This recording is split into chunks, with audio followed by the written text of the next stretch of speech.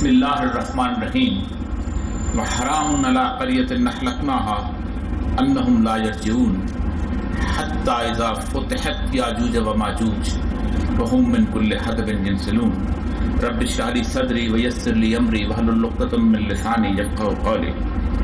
صدق اللہ العظیم۔ مجھے اپنی کمائیگی، اپنی گناہوں بھری زندگی اور اپنی تمام تر کوتاہیوں کا علم ہے۔ میرے بارے میں جو بات کی گئی ہے میرے لیے دعا کیجیے کہ اللہ تعالیٰ مجھے اس سے پیدا ہونے والے تکبر سے نجات دے، کیونکہ زہد کے تکبر سے بری چیز کوئی نہیں، اس سے نجات بہت ممکن نہیں ہے۔ خواتین حضرات، میں نے قرآن پاک کی سورہ انبیاء کی ایک آیت آپ کے سامنے تلاوت کی ہے۔ اس کے حوالے سے میں اس پورے کے پورے معاشرے کے اندر اور پوری دنیا کے اندر خواتین کے حوالے سے جس کھیل کو کھیلا جا رہا ہے اس کو واضح کرنا چاہوں گا، اور جو اس دنیا کے اوپر نظام مسلط ہوا ہے وہ کس وقت اور کیسے اور کس طرح ہوا ہے، اور اس میں عورت کو کس طرح کھلونا بنایا گیا۔ یہ قرآن کی آیت جو ہے اس میں اللہ تبارک و تعالیٰ نے واحد آیت ہے جس میں پیش گوئی کی ہے آخر الزمان اور اس دور کے بارے میں جس میں آج ہم زندہ ہیں، اور باقاعدہ ٹائم لائن دی ہے۔ کہیں پر اللہ تبارک و تعالیٰ نے اس طرح واضح وقت کا تعین نہیں کیا جیسے اس آیت کے اندر کیا۔ اللہ فرماتا ہے کہ ہم نے اس بستی کو جس کو ہم نے ہلاک کر دیا تھا، ہم نے اس بستی پر ان لوگوں کا آنا جو ہے وہ منع کر دیا، حرام قرار دے دیا۔ انہم لا یرجعون، واپس نہیں آئیں گے۔ ہاں کب واپس آئیں گے؟ حتی اذا فتحت یاجوج و ماجوج، جب ہم یاجوج اور ماجوج کو کھول دیں گے۔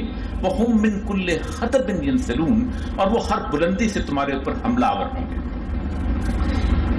جن کو اللہ نے نور بصیرت عطا کی ہوتی ہے اور اللہ نے علم عطا کیا ہوتا ہے اپنی کتاب کا، جن کے بارے میں سید الانبیاء نے کہا اتقوا فراست المومن، مومن کی فراست سے ڈرو، انہ ینظر بنور اللہ، یہ اللہ کے نور سے دیکھ رہے ہوتے ہیں۔ تو اقبال نے اس وقت اس آیت کا ترجمہ کرتے ہوئے کہا تھا کھل گئے یاجوج اور ماجوج کے لشکر تمام، چشم مسلم دیکھ لے تفسیر حرف ینسلون۔ جس بستی کا ذکر ہے وہ یہودیوں کی بستی کا ذکر ہے جسے آج ہم یروشلم کہتے ہیں۔ اس بستی میں یوں تو یہودیوں پر بہت سارے عذاب آئے، آخری عذاب جو ہے وہ وقت نصر کے بعد 70 صدی عیسوی میں رومنز کا عذاب تھا، جس میں اللہ کہتے ہیں کہ ہم نے ان کو امم میں تقسیم کر دیا۔ کوئی نائجیریا چلا گیا، کوئی انڈیا آ گیا، کوئی کہیں اور چلا گیا، کہیں اور کسی جگہ۔ اور پھر اس کے بعد ہوا یہ کہ پھر واپس نہیں آئے۔ حضرت عمر نے جو معاہدہ کیا تھا بیت المقدس کہ اس عیسائی حاکم کے ساتھ، اس کی 11ویں یا 12ویں شک ہے کہ ہم یہ شہر مسلمانوں کو اس شرط پر حوالے کر رہے ہیں کہ اس میں یہودی جو ہیں وہ آباد نہیں ہوں گے، لیکن کم ایز ٹورسٹ، وہ وزٹ کرنے آ سکتے ہیں لیکن نہیں، آپ یہاں پر آباد نہیں ہوں گے۔ 1910 کے آس پاس پہلا یہودی وہاں آباد ہوا ہے، سی آف گیلیلی کراس کر کے۔ اگر قرآن میرا سچ ہے، واپس جب ان کی پرماننٹ سیٹلمنٹ شروع ہوئی ہیں تو یاجوج اور ماجوج کہاں ہیں؟ کیا ہم نے کبھی انہیں تلاش کیا ہے کہ وہ کس جگہ پر موجود ہیں؟ کیا وہ کھل چکے ہیں؟ اگر کھل چکے ہیں تو ان کا نظام کس طرح ہمارے پر مسلط ہے؟ وہ کون سی بلندیاں ہیں جن سے وہ ہمارے پر حملہ آور ہو رہے ہیں؟ سید الانبیاء صلی اللہ علیہ وسلم ایک دفعہ سوئے ہوئے تو اچانک اٹھے اور ان کے ماتھے پہ پسینہ آیا اور کہا ویل للعرب ویل للعرب ویل للعرب، عرب پر تباہی ہے، عرب پر تباہی ہے، عرب پر تباہی ہے۔ سیدہ زینب بن جحش آپ کی زوجہ، پوچھا یا رسول اللہ کیا ہوا؟ فرمایا یاجوج اور ماجوج نے سد سکندری میں سوراخ کر دیا۔ 3 سوال ہیں یہاں اس حدیث کے اندر۔ پوچھا کون ہے یہ؟ فرمایا ان کو اگر کھلا چھوڑ دیا گیا تو یہ معاش میں فساد پیدا کریں گے، disturbance in the economic system. فرمایا کون ہیں؟ فرمایا یہ بنی نوع انسان میں ایک ایسی قوم ہے کہ 900 وہ ہوں گے اور 100 تم ہوگے۔ پھر فرمایا یہ وہ قوم ہے کہ جنہیں اللہ نے پیدا کیا تم ان پر غلبہ حاصل نہیں کر سکو گے جب تک اللہ خود ان کے خلاف جنگ کا اعلان نہ کرتے. اب پورا قرآن پاک اٹھا لیجئے، الحمد سے لے کے والناس تک اللہ نے صرف ایک جگہ جنگ کا اعلان کیا، حرب من اللہ ورسولہ، اور وہ سود کے خلاف، disturbance in the economic system. 1910 کے آس پاس سی آف گیلیلی، رسول اللہ صلی اللہ علیہ وسلم فرماتے ہیں کہ سی آف گیلیلی جب کراس کریں گے بحر تبریا، تو بحر تبریا کے اندر پانی ہوگا. پہلا لشکر جب ان کا کراس کرے گا تو پانی ہوگا، جب دوسرا لشکر آئے گا تو پانی خشک ہو چکا ہوگا. آپ آج نیٹ کے طالب علم ہیں، آپ سی آف گیلیلی جا کے دیکھیے گا، دریائے اردن اور دریائے لیبنان جو ہے، اس دونوں کو انہوں نے یہودیوں نے ڈائیورٹ کر کے اسرائیل کو آباد کیا ہوا ہے، اور اس وقت صرف 9 یا 10 فٹ پانی رہ چکا ہے. تاریخ 2 واقعات بیان کرتی ہے جن کو میں لے کے اب یہاں پہنچتا ہوں کہ یہ پورے کا پورا سسٹم جو عورت کو کھلونا بنانے کے لیے کیسے بنایا گیا. ایک واقعہ تاریخ سے کہتی ہے کہ بحر کیسپین جو ہے، اس کے اوپر ایک بہت بڑا سیلاب آیا اسی زمانے میں جب رسول اللہ صلی اللہ علیہ وسلم نے کہا تھا کہ انہوں نے صدر سکندری کو توڑ دیا ہے، اور وہ گورج جو تھی، وہ دیوار جو تھی ذوالقرنین کی بنائی ہوئی، وہ ٹوٹ گئی.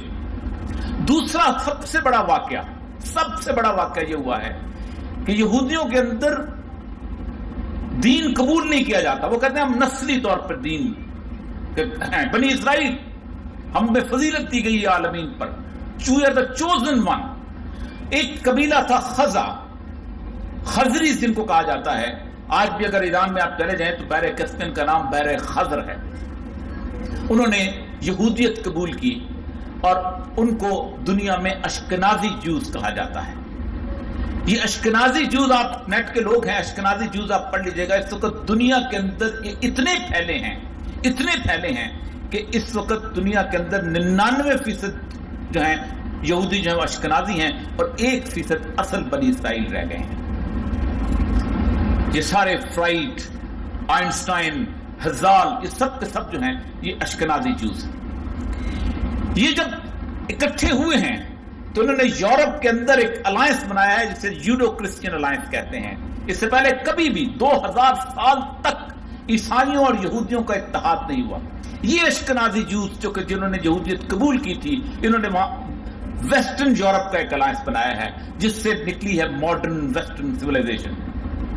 یہ وہ سسٹم ہے کہ جس کے اندر انہوں نے پہلی دفعہ، کیونکہ 2000 سال تک کوئی شہر یہ عیسائیوں کا ایسا نہیں جہاں سے یہودیوں کو مار مار کے نہ بگایا گیا ہو، جہاں پر ان کو گھیٹوس میں رکھا نہ گیا ہو، جہاں ان کو مختلف قسم کے لباس نہ پہنا. کئی 100 سال تک ان کو انسانوں والے نام نہیں رکھنے دیے جاتے تھے.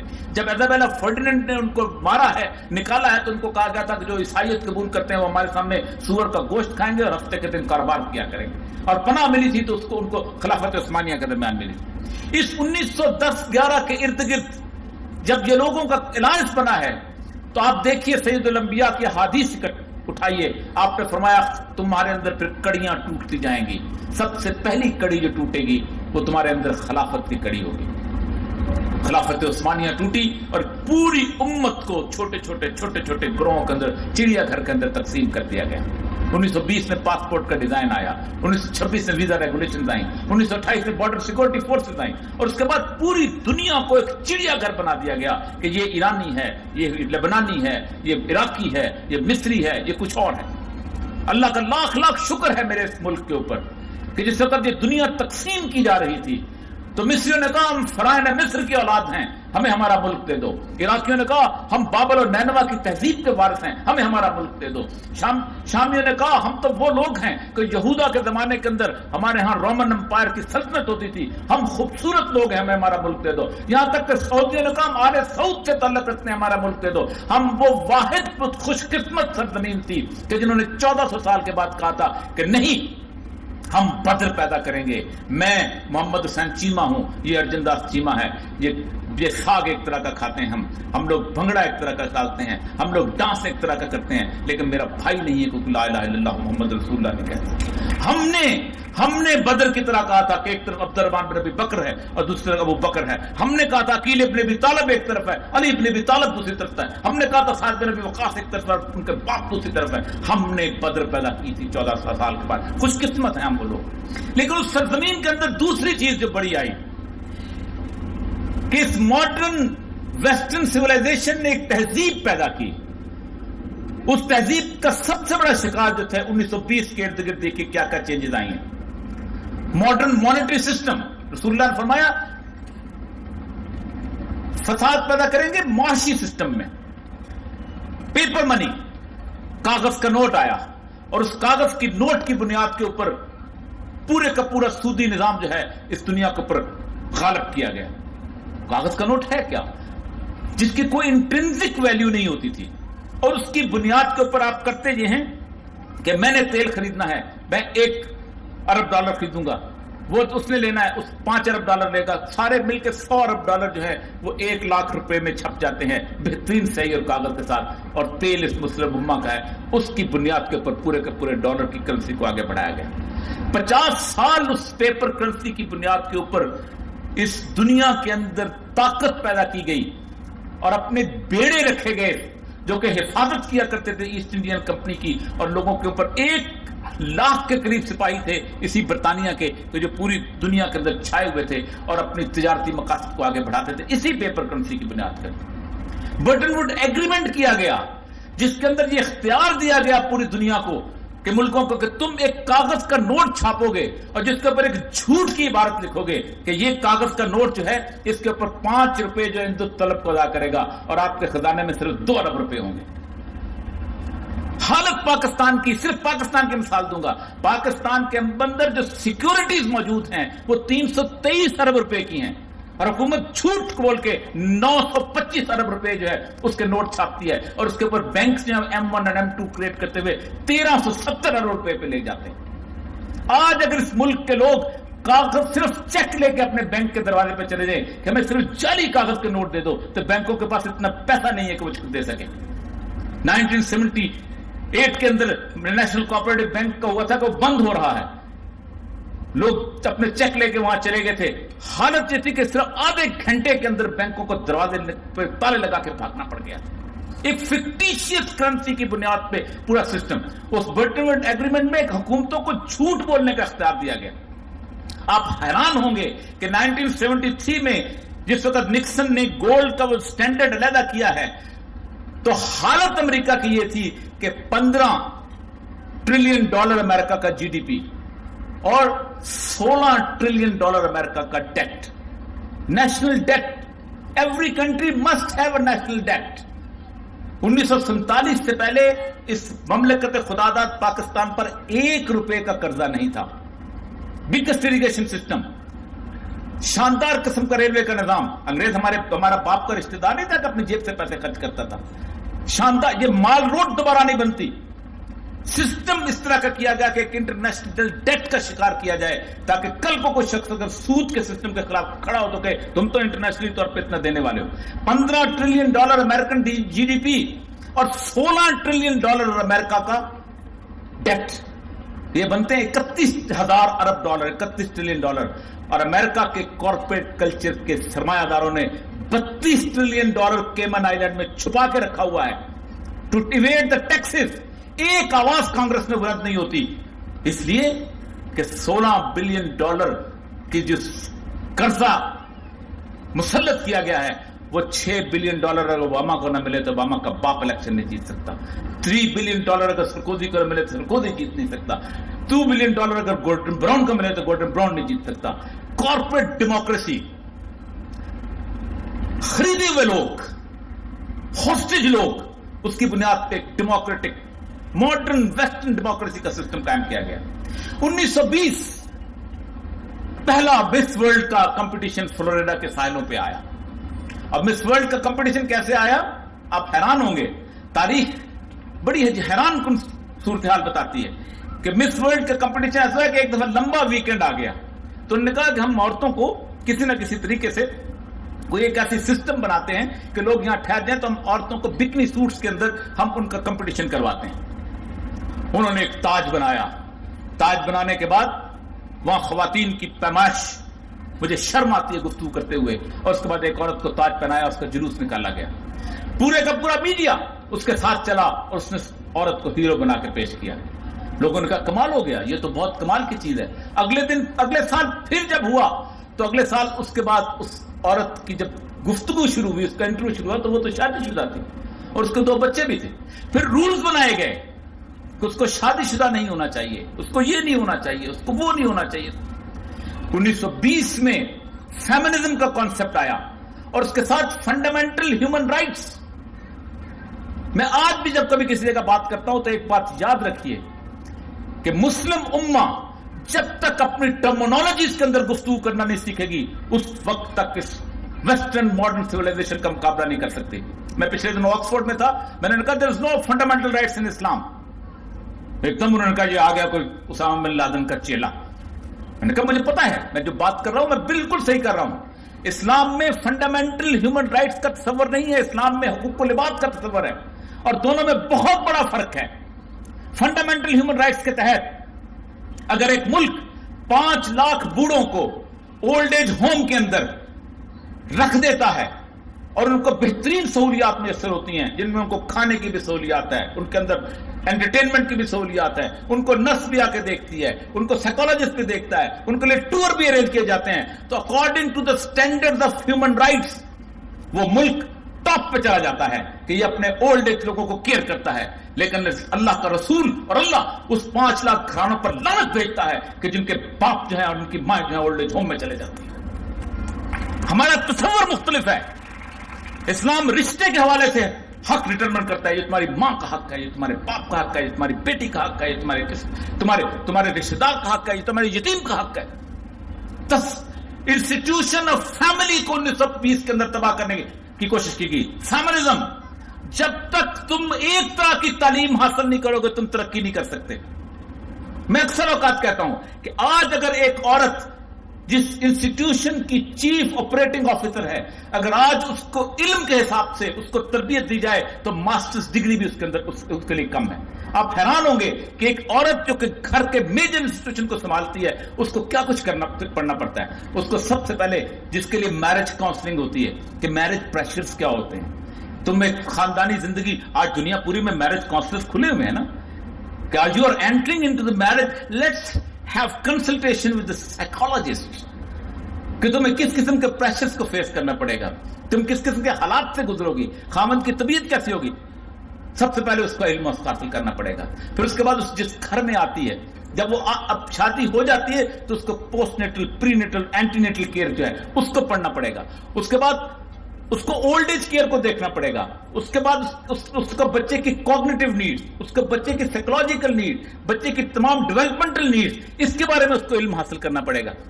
اس کے بعد آگے اگر چلیے تو اس کو گھر کی اکنامک کنڈیشنز کے بارے میں، اس کو سسٹینیبل جو آج کل بڑا علم بن چکا ہوا ہے کہ how to sustain a family, اس کا علم حاصل کرنا پڑے گا. پھر اس کے بعد اور آگے آئیے، پورے کا پورا ماسٹرز ہوتا ہے انٹیریئر ڈیکوریشن کا، انٹیریئر ڈیزائننگ کا، اس کو انٹیریئر ڈیزائننگ کا علم حاصل کرنا پڑے گا. یہ سارا کا سارا کرتے کرتے آپ اس حد تک علم ہے کہ ماسٹرز ڈگری بھی کم پڑ جاتی ہے. لیکن کہا نہیں، تم بھی انجینئر بنو اور وہ بھی انجینئر بنے، تم بھی ڈاکٹر بنو اور وہ بھی ڈاکٹر بنے. ڈاکٹر بن جاتی ہیں، بچے کو سوائے ٹیکا لگانے کے اور کچھ نہیں آتا، اور جس وقت بچہ کسی سائیکولوجیکل ایلمنٹ کا شکار ہوتا ہے تو پاگل ہوئے پھرتی ہیں کہ ہم اس آٹزم کو ٹھیک کرتے کروائیں، پاگل ہوئے پھرتی ہیں کہ ہم اس بچے کو کیسے جا کے اس کی سائیکل ڈیولپمنٹ کو ٹھیک کریں. انجینئر بن جاتی ہیں، سارا کچھ پتا ہوتا ہے کہ گھر کے اندر سیپج کیسے ٹھیک کی جاتی ہے، لیکن بچے کی کوگنیٹو نیڈز کا کچھ پتا نہیں ہوتا. علم کو مکمل طور پہ ایک جگہ کر دیا گیا تاکہ اس کو بازار بنا کر کھڑا کیا جائے. اس کے بعد عورت کو بازار میں لانا تھا. پہلا مس ورلڈ کے کمپٹیشن کے بعد فیشن انڈسٹری وجود میں آئی. میں اکثر اوقات کہتا ہوں کہ حجاب جو ہے یہ مذہبی ایشو نہیں ہے، یہ معاشی ایشو ہے دنیا کے لیے. $178 بلین کی انڈسٹری، صرف حجاب کی بات کریں آپ تو عورت جس وقت حجاب پہنتی ہے تو کم از کم $70 بلین کی جو بالوں کی انڈسٹری ہے اس کے پیٹ پہ لات مارتی ہے. بال کل کرنے والے اور ہیں، بال رنگ کرنے والے اور ہیں، بال سیدھا کرنے والے اور ہیں، بال کمال کی بات تماشا بنایا جاتا ہے. مجھے شرم آتی ہے کہتے ہوئے کہ پاؤں کے ناخن سے لے کر سر کے بالوں تک عورت کا کوئی مقام ایسا نہیں اس بازار میں کھڑا نہ کیا گیا. 20 سال کا ہو گیا سائز 0 پر ہوگی تو تم خوبصورت لوگوں گی. 20 سال کا ہو گیا پلمپش تم لوگوں گی تو خوبصورت لوگوں گی. 20 سال ایشوریا رائے اور سشمیتا سین جس سال انڈیا میں مس ورلڈ اور مس یونیورس جیتی ہیں، پورے ہندوستان کے اندر 37 پلاسٹک سرجن تھے.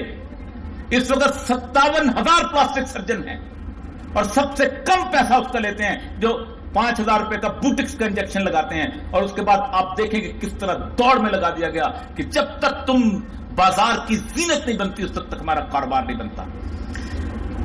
پیرس جس کے اندر یہ ساری انڈسٹری فلرش کرتی ہے، جس کے اندر یہ ساری انڈسٹری آگے چلتی ہے، اس کے اندر آپ حیران ہوں گے کہ کس حد تک پیٹ کا کتا ہے یہ کارپوریٹ کلچر، کہ جب ان کو علم ہوا کہ نہیں اس پوری کی پوری سائزیبل کمیونٹی کے اندر بہت ساری عورتیں ایسی ہیں جو حجاب پہنتی ہیں، تو آپ حیران ہوں گے کہ حجاب کو فیشن کا حصہ بنا دیا گیا. پاکستان کے اندر آج میں صبح یہ سروے دیکھ رہا تھا، یہ پی یو جو سروے آج کل پاکستان میں چونکہ سیاست کا بڑا دورہ ہے تو پی یو کا جو سروے ہے وہ بہت اہمیت اختیار کر جاتا ہے. کہا جاتا ہے جی نواز شریف کی پاپولیرٹی اتنی ہے تو عمران خان کی پاپولیرٹی اتنی ہے تو فلاں کی پاپولیرٹی. یہ جنوری 2014 کا سروے ہے، جنوری 2014 کا پی یو کا سروے ہے. How people in Muslim countries prefer women to dress in public. لوگ، یہ میرا سروے نہیں ہے، یہ سروے جو ہے یہ مشیگن یونیورسٹی کو دیا گیا تھا پی یو نے یہ، اور انہوں نے پوری دنیا کے مسلم ممالک میں سے تیونس، مصر، ترکی، عراق، لیبنان، پاکستان اور سعودی عربیہ کو سلیکٹ کیا کہ اس میں کیا صورتحال ہوتی ہے اور لوگ کس قسم کی عورت کو دیکھنا پسند کرتے ہیں. وہ عورت جو بازار کے اندر حجاب سے اتار کے جاتی ہے، کیا اس کو معاشرہ دیکھنا چاہتا ہے کہ نہیں چاہتا؟ آپ حیران ہوں گے. میں صرف پاکستان کی یہاں فگر دیکھتا ہوں، یہ جو ایک بہت بڑا شٹل کاک برقع جس کو ہمارے ہاں عموماً تصور کیا جاتا ہے، جو پرانا ہوتا ہے، جو ہماری دادی کسی زمانے میں وہ پہنا کرتی تھی، جس کو آج ہم نے تمسخر کا نشانہ بنا دیا گیا ہے، اس کے بارے میں چلو ٹھیک ہے کہ پاکستان میں 3% لوگ ایسے ہیں کہ جو اس کو دیکھنا چاہتے ہیں. لیکن وہ حجاب کے جس کے اندر عورتیں صرف آنکھیں دکھاتی ہیں، 32% لوگوں نے کہا کہ عورت اس میں زیادہ خوبصورت لگتی ہے. وہ حجاب کے جس کے اندر عورت کا چہرہ نمایاں ہے لیکن باقی پورا جسم ڈھکا ہوا ہے، 31%، 32 اور 31، 63% لوگوں نے کہا کہ ہمیں وہ عورتیں پسند ہیں کہ جو حجاب پہنتی ہیں. اور 24% ہمارے آج کا جو فیشنی حجاب ہے جس کے اندر صرف باقی نیچے آپ کوٹ ووٹ پہن لیتے ہیں اور صرف چہرے کو ڈھک لیتے ہیں. اس کے باوجود آپ دیکھیں 24، 31 اور 32%، اور صرف 2% لوگ اس ملک کے اندر ایسے تھے، 2% لوگ کہ جو آسما جہانگیر کی طرح یہ کہتے تھے کہ عورت کو کھلے ہوئے بالوں کے ساتھ باہر آنا چاہیے، سامنے آنا چاہیے. یہ میرا سروے نہیں ہے. مجھے لوگ کہتے ہیں کہ ہم اس میڈیا کا مقابلہ کیسے کریں. میڈیا کارپوریٹ کلچر پیٹ کا کتا ہے. آج سے 3 سال پہلے جب انہوں نے سروے کروایا کہ پاکستان میں کتنی عورتیں حجاب پہنتی ہیں، اور میں آپ کو مثال دوں بڑی مزدار کہ پاکستان کی یہ بہت خوش امید افزا بات ہے. سمیہ راحیل کائی صاحبہ کے والد اللہ تعالیٰ آپ کو جنت نصیب کرے، ان سے میں یہ بات ڈسکس کر رہا تھا کہ میں جب یونیورسٹی میں پڑھتا تھا، وہ بھی کہتے ہیں میں جب یونیورسٹی میں پڑھتا تھا تو اس وقت حالت یہ تھی کہ پوری یونیورسٹی میں ایک لڑکی تھی جو حجاب پہنتی تھی اور اس کو ہم جانتے تھے کہ وہ لڑکی حجاب پہنتی. آج آپ یونیورسٹیز میں چلے جائیں، آپ کو 30 سے 35% لڑکیاں حجاب پہنے ہوئے نظر آئیں گے. پوری یونیورسٹی کے اندر داڑھی والا جمعیت کے ناظمین تک، ناظم اعلیٰ تک داڑھی نہیں ہوتی تھی. قاضی صاحب کہا کرتے تھے میں اور ایک اور لڑکا پوری پشاور یونیورسٹی کے اندر داڑھی والا تھا، باقی داڑھی نہیں تھے. سروے کروایا گیا کہ کتنی عورتیں حجاب پہنتی ہیں. 37% کا جب سروے سامنے آیا تو سنسلک کا حجاب کا شیمپو مارکیٹ میں آ گیا. بزنس کے اندر پہلا فکرہ یہ کہا جاتا ہے کنزیومر از دا کنگ.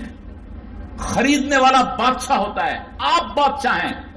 اور ایک کہ جا کے کسی پٹھان کے پاس جب عورت کھڑی ہوتی ہے تو اس کو کہتی ہے یہ تھان دکھاؤ، یہ تھان دکھاؤ، یہ تھان دکھاؤ. 100 تھان اس کے کھلوا دیتی ہے، اس کے ماتھے پہ بل نہیں آتا. آخر میں کہتے ہیں مجھے پسند نہیں ہے. تو اس کا فکرہ جو ہوتا ہے बाजी ये बताओ तुम्हें पसंद कौन सा है, अगली दफा वो लेके आएगा। Consumer is the king. Media का मुकाबला सिर्फ कंज्यूमर कर सकता है, क्योंकि मीडिया उस वक्त तक और कॉर्पोरेट कल्चर का मुकाबला सिर्फ कंज्यूमर कर सकता है जब तक आप उनको ये साबित नहीं कर देंगे कि तुम्हारी जितनी नुमाइश की चीजें हैं, तुम्हारी ये जितनी आराइश की चीजें हैं, तुमने जो कुछ हमारे लिए बनाया है, ये सारे का सारा हमें पसंद नहीं है, तो वो आपको इनकार नहीं कर सकेगा। कभी नहीं हो सकता कि जिस चीज की मार्केट मौजूद ना हो उसको बेचा ना जाए।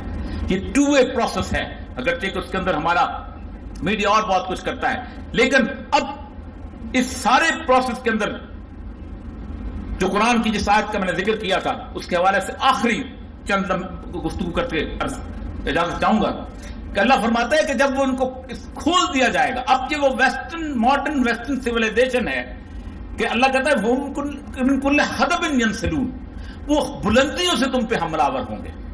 आप हैरान होंगे, हमारे बहुत सारे लोगों ने बुलंदियों का तर्जमा जो है वो पहाड़ की चोटियां किया है, लेकिन इकबाल ने चूंकि कहा था यंसलून हदब, और जो हदब बुनियाद पर बहुत बड़ी बुलंदी। आपकी सारे का सारा इकोनॉमिक सिस्टम कहां से गवर्न होता है? सैटेलाइट्स। फर्म अमेरिका में है, पाकिस्तान में चले जाएं, टीआरजी में चले जाएं, यहां बैठ के उसके अकाउंट सेव होते हैं, यहीं से बना के जा रहे होते हैं। माइक्रोसॉफ्ट का ऑफिस कहां पर है? बेंगलोर में चले जाएं, बेंगलोर में जाके उसको तय कर रहे होते हैं, उसके डिजाइन बन रहे होते हैं, वहां पहुंच रहे होते हैं। पूरे का पूरा इकोनॉमिक सिस्टम सैटेलाइट से गवर्न होता है। तमाम दुनिया की फहाशी और मीडिया कंट्रोल्ड फहाशी जो है वो कहां से आती है? Internet, satellite. जिस दुनिया के अंदर 120 बिलियन डॉलर सिर्फ और सिर्फ पोर्नो फिल्मों के ऊपर खर्च किए जाते हों, जहां 25 लाख बच्चियां जो हैं, जवान 16 साल से कम उम्र की बच्चियां जो हैं, वो इस इंडस्ट्री के अंदर लाई जाती हों। वो उसकी पार्लियामेंट, यूरोपियन पार्लियामेंट की नॉर्वेजियन रुकन ने कहा था कि 70 लाख औरतें जहां दुनिया भर से स्मगल करके यूरोप के बाजारों में खड़ी की जाती हैं, कहीं ईस्टर्न यूरोप से, कहीं जापान से, कहीं थाईलैंड से। उस माशरे को समझते वो औरत की इज्जत करता है। फुटबॉल का जो जर्मनी का मैच हुआ था, मेजर क्राइसिस ये हुआ था कि 70 खेमे लगाए गए थे और उन खेमों के अंदर दुनिया भर की औरतें जो हैं बुला के खड़ी की गई थी। पूरी की पूरी इंडस्ट्री को बिल्ड किया गया और उनकी हालत कभी आप देखें कि क्या होता है कि उनके कमरों दरवाजों के पास ब्लड हाउंड कुत्ते और बड़े बड़े मोटे मोटे लोग होते हैं कि जो उनको निकलने से मजबूर निकलने नहीं देते और उनको इस जिंदगी के अंदर मुब्तला रखते हैं। उसको कवर अप करने के लिए, उसको आगे बढ़ाने के लिए, उसको बेहतर करने के लिए उनमें से मॉडल्स निकाली जाती हैं, उनमें से फिल्म इंडस्ट्री की हीरोइंस निकाली जाती हैं और वो रोल मॉडल पेश किया जाता है कि आज तुम यहां से इस तरह का कारोबार, इस तरह की घटिया जिंदगी गुजारते हुए आगे चलोगे तो उसके बाद आगे जाके तुम बेहतरीन हीरोइन बन जाओगे और बेहतरीन गुलकारा बन जाओगे।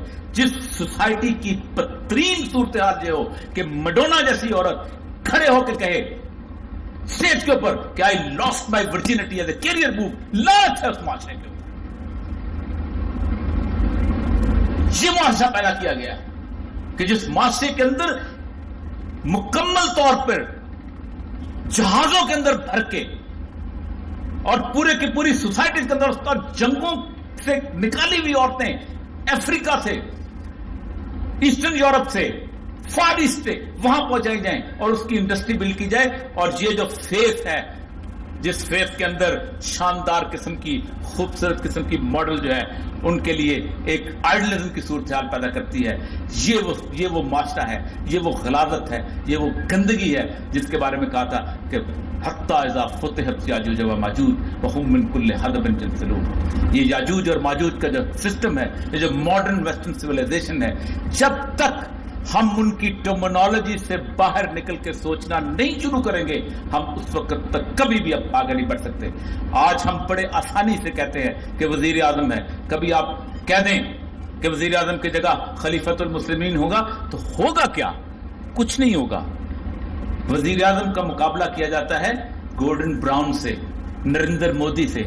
जब उसका लफ्ज खलीफा आएगा तो मुकाबला उमर इब्न खत्ताब से हो जाएगा, फिर कंपैरिजन किसी और तरफ हो जाएगा। हम अपनी टर्मिनोलॉजी इस्तेमाल नहीं करते अपने हुक्मरानों के साथ। जब मैं अपनी रसूलुल्लाह सल्लल्लाहु अलैहि वसल्लम ने कहा कि तुम इंट्रिंसिक वैल्यू की کرنسی کے اندر ڈیل کرو گے، تم سونے کے اندر کرو گے، تم چاندی کے اندر کرو گے، تم کھجور کے اندر کرو گے۔ آپ حیران ہوں گے کہ سیدنا بلال ایک دفعہ کھجور لے گئے، بہت اچھی تھی۔ فرمایا بلال کہاں سے کھجور لے کے آئے ہو؟ فرمایا یا رسول اللہ میرے پاس کمزور کھجوریں تھی، میں نے ان کو دے کے اچھی والی لے لی تھوڑی سی۔ فرمایا بلال ھذا ربا، یہ تم نے سود کمایا ہے۔ انٹرنسک ویلیو کی جو کرنسی ہے اس کے اندر اسلام رد و بدل کی اجازت نہیں دیتا۔ ہمارا معاشی سسٹم بالکل اور ہے، وہ معاشی سسٹم کہ جس کے بارے میں فرمایا کہ کسی آدمی نے اگر بازار سے 400 روپے کی چیز تھی، اگر وہ بک رہی تھی اور باہر 300 روپے کی خرید کے 400 روپے بازار میں بیچا تو اس نے سود کمایا۔ اس لیے کہ مارکیٹ اسلام کے اندر there is no private property in the سوق، بازار کے اندر پرائیویٹ پراپرٹی کا کانسیپٹ نہیں ہے۔ ابو بکر صدیق اپنا سامان لاتا ہے، وہاں جا کے بیچتا ہے۔ مجھے لوگ کہتے ہیں آج کے دور میں یہ کیسے ممکن ہے؟ اسلام میں کوئی ٹیسکو نہیں ہے کہ ایک آدمی جو ہے 87% غلہ جو ہے اس لیے اسٹور کر لے کہ اس کے پاس پیپر کرنسی ہے۔ اسلام میں کوئی ہائپر سٹار نہیں ہے، اسلام میں کوئی بڑے بڑے پلازاس نہیں ہے جسے آج کل مالز کہتے ہیں۔ کیوں؟ مجھے پوچھا آج کا ممکن کیسے؟ میں نے کہا جب تمہیں تکلیف ہوتی ہے، جب تمہیں مہنگائی ہوتی ہے تو پوری ایڈمنسٹریشن کو کہتے ہیں اتوار بازار لگاؤ اور جمعہ بازار لگاؤ۔ اس وقت کسی کو ممکنات کی صورتحال نہیں ہوتی۔